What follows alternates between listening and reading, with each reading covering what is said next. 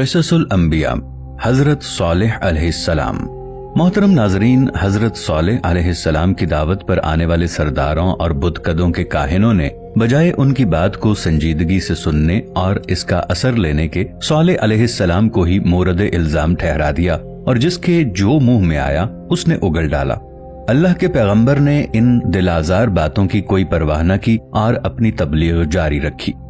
آپ علیہ السلام کی کوششوں سے کچھ لوگوں نے ایمان قبول کر لیا اور آپ کے رسول ہونے کا اقرار کر کے شرک اور بری باتوں سے تائب ہو گئے۔ ان میں اکثر ایسے تھے جو غریب اور عام لوگ تھے۔ قوم کے سرداروں نے ان ایمان لانے والوں کو بے وقوف قرار دیا اور حضرت صالح علیہ السلام کا خوب مذاق اڑایا۔ اب آگے کا حال ملاحظہ کیجئے۔ دوستو، طلحہ فلمز میں آپ سب کو خوش آمدید۔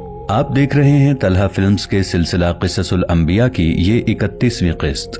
حضرت صالح علیہ السلام نے اپنی قوم کے ان سرکردہ لوگوں سے مخاطب ہو کر فرمایا کہ کیا تم لوگ نوح علیہ السلام کی قوم کا حال بھول گئے جو نبی اللہ اور اس کے متبعین کو ستاتے اور ان کی تحقیر کرتے اور وہ غرق کر دیے گئے؟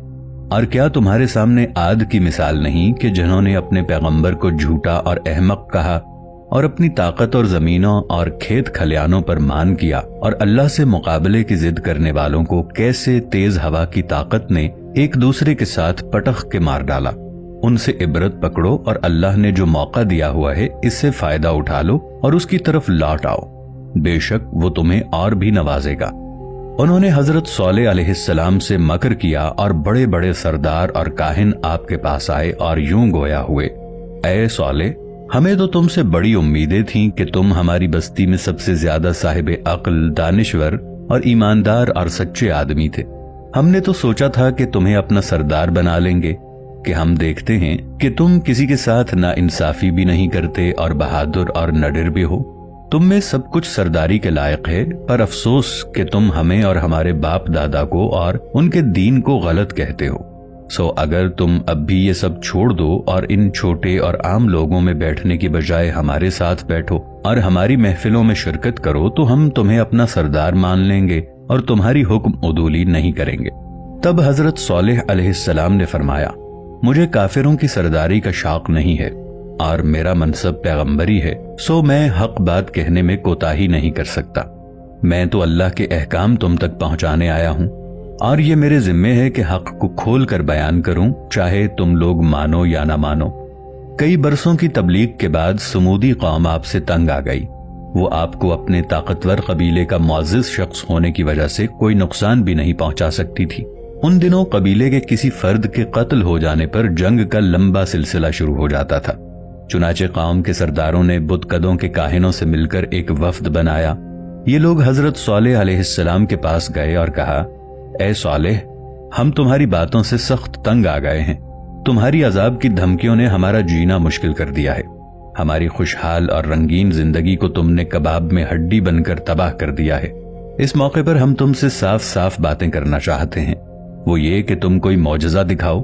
اگر تم نے ایسا بنا دیا جو جنگوں میں اس لشکر میں اہم رول ادا کرتے اور فتح کو آسان بناتے تھے۔ یہ ایک دن کا واقعہ ہے کہ شام کے وقت حضرت سلیمان علیہ السلام ان گھوڑوں کو دیکھ رہے تھے اور ان کے بالوں اور سر پر پیار سے ہاتھ پھیر رہے تھے۔ آپ علیہ السلام ان گھوڑوں کی دیکھ بھال میں اس قدر مصروف ہو گئے کہ سورج ڈوب گیا اور عصر کی نماز قضا ہو گئی۔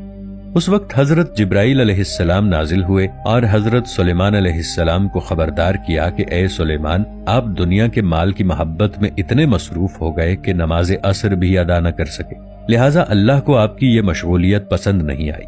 حضرت سلیمان علیہ السلام نے اللہ سے توبہ کی اور سجدے میں گر کر دیر تک روتے رہے اور فرمایا کہ اس چیز نے مجھے اللہ کی یاد سے غافل کر دیا، تو میں ایسی چیز نہیں رکھوں گا۔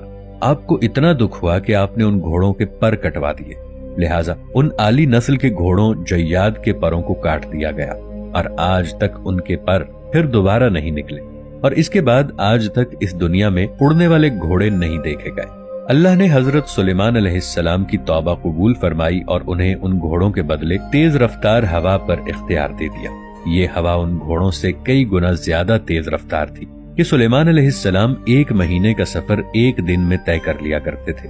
قرآن پاک میں اس واقعے کا ذکر کچھ اس طرح کیا گیا ہے، اور ہم نے داؤد کو سلیمان عطا فرمایا، بہت خوب بندے تھے، وہ خدا کی طرف رجوع کرنے والے تھے۔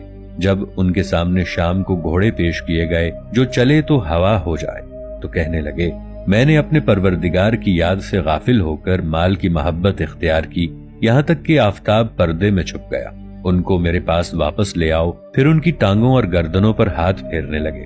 اسی طرح ایک حدیث روایت ہوئی ہے کہ نبی صلی اللہ علیہ وسلم تبوک یا خیبر کی جنگ سے واپس آئے تو گھر میں تشریف فرما ہوئے، دیکھا کہ حضرت عائشہ صدیقہ رضی اللہ تعالی عنہا کی کھیلنے کی گڑیا رکھی ہوئی ہے۔ آپ صلی اللہ علیہ وآلہ وسلم نے پوچھا یہ کیا ہے؟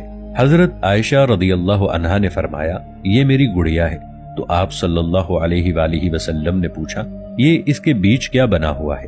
تو عائشہ رضی اللہ تعالی عنہا نے کہا کہ یہ گھوڑا اور اس کے پر بنے ہوئے ہیں، اور کہا کہ کیا آپ نے نہیں سنا کہ حضرت سلیمان علیہ السلام کے پاس پروں والے گھوڑے تھے؟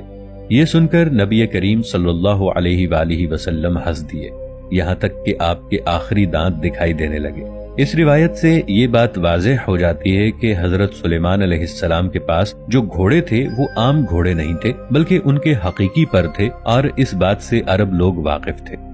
روایتوں کے مطابق جب حضرت سلیمان علیہ السلام نے ان گھوڑوں کے پر کاٹ دیے تو پھر کبھی ان کے پر نہیں آئے، جبکہ ان کی نسل برقرار رہی۔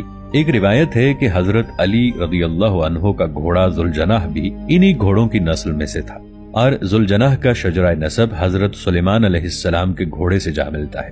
واللہ اعلم۔ ناظرین، دنیا کے الگ الگ مذاہب اور تہذیبوں میں اس اڑنے والے گھوڑے کا ذکر ملتا ہے۔ قدیم یونان میں اس گھوڑے کو پیگاسس کا نام دیا گیا تھا۔ گریک میتھولوجی کے مطابق یہ گھوڑا قدیم یونان میں پایا جاتا تھا جس کا رنگ سفید تھا۔ کہتے ہیں کہ پیگاسس کا جنم ایک سپاہی پوزائیڈن اور ایک راکشس عورت میڈوزا کے ملاپ سے ہوا تھا۔